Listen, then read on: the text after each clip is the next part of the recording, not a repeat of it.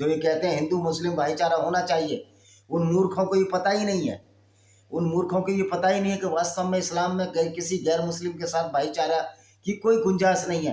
तो आइए आज उसी की उसमें परिप्रेक्ष्य में सूरह अल-मारिज है, 70 नंबर आयत है, कुरान की आयत है, इसको पढ़ते हैं। वह प्रश्न किया एक प्रश्न करने वाले से उस यातना के बारे में जो आने वाली है। कहा जाता है कि जब ये क्या है भाई, नज्म पुत्र हारिस या अबू जहल ने यह मांग की थी, हे अल्लाह यदि ये सत्य है तो तेरी ओर से तू हम पर आकाश से पत्थर बरसा। देखिए सूरह अनफाल में भी इसका जिक्र आया, आयत 32। रुकिए, हाँ मैं बाद में खोलूँगा उसको। तो भाइयों अब ये देखिए कि जो प्रश्न किया, भाई हम पूछते हैं वो यातना कैसे आएगी? अल्लाह ने तो आज तक कोई यातना की नहीं है, क्यों? अल्लाह से मिलने तो कोई जा ही नहीं पाया। तो जो भी यातना आई वो तो मोहम्मद साहब बताते थे कि ये आयत उतर रही है, ऐसे करो, कत्ल करो, ये करो, काफिले लूटो। तो सबसे यातना देने वाला तो तुम्हारा ये पैगम्बर मोहम्मद है। फिर तुम्हारा पैगम्बर मोहम्मद तुम्हारे लिए अच्छा हो सकता है, लेकिन गैर मुस्लिमों के लिए खराब है।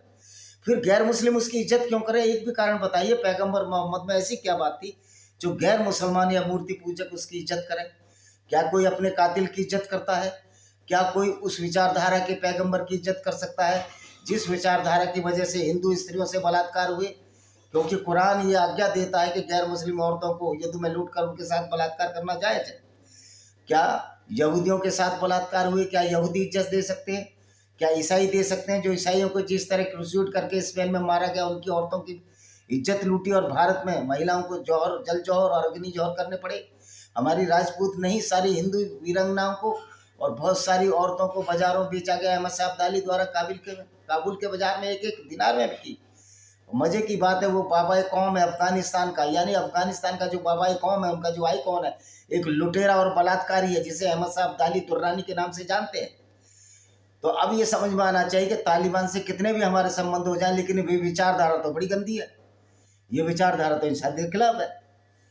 तो अब ये देखिए काफिरों पर कौन सी आयत आने, काफिरों पर जिसे दूर करने वाला अल्लाह की ऊंचाइयों की ओर से चढ़ते हैं फरिश्ते रूह, जिसकी एक दिन में जिसका माप 50,000 वर्ष है।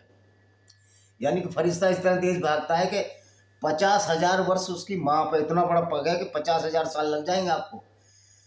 रूह से अभिप्राय फरिश्ता जिब्रील अलैहिस्सलाम, वो जिब्रील फरिश्ता जिसको ये बहुत पूछते हैं, जो जिब्रील फरिश्ता सारी की सारी ऐसी खतरनाक आयतें लाया जिब्रील फरिश्ते के नाम से, जो कि गैब्रियल फरिश्ता था यहूदियों की धर्म पुस्तक तौरात में और ओल्ड टेस्टामेंट बाइबल में।